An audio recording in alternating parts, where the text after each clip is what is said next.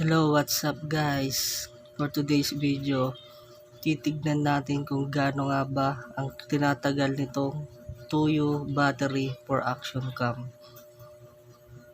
Bale ito meron siyang 1380 mAh at na-order ko nga pala siya sa MDT Gadgets Electronics Accessories sa Lazada. So ngayon guys, bali pinupull charge ko muna siya para ma-maximize ko yung paggamit sa kanya. Bali ito nga pala yung battery ng aking AUSIC S60. Ito yung stock battery niya. Pagka binili nyo siya, ito yung battery kasama niya. Meron siyang 1050 mAh.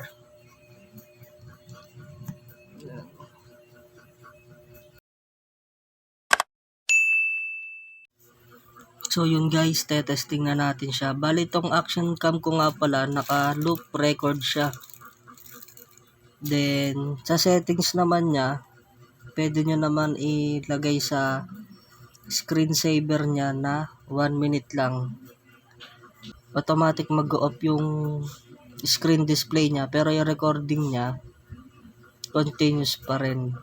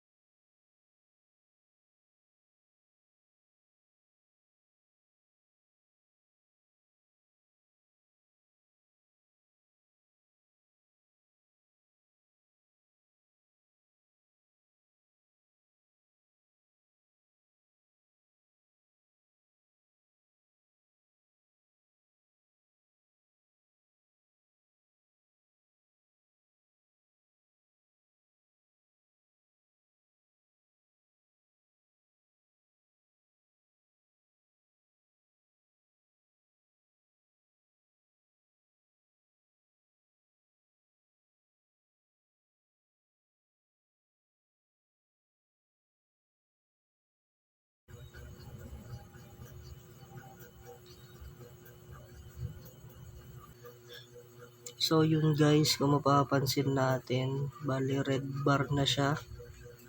Check natin kung ilang minuto ba or oras yung kaya niyang i-record bago siya malobat.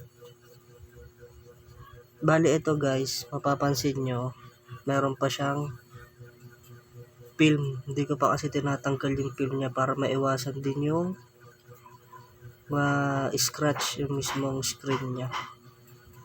Check natin guys.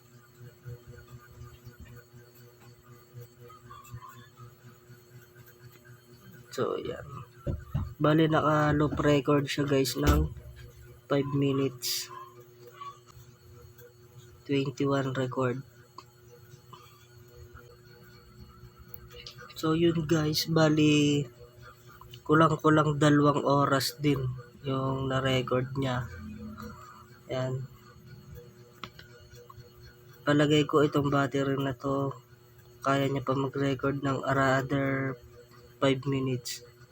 Kaya mas okay talaga guys kung naka-screensaver yung action cam nyo. Automatic mamamatay yung screen display niya, pero yung recording niya is continue pa rin.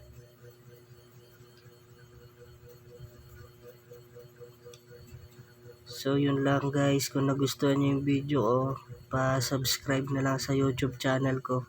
Thank you.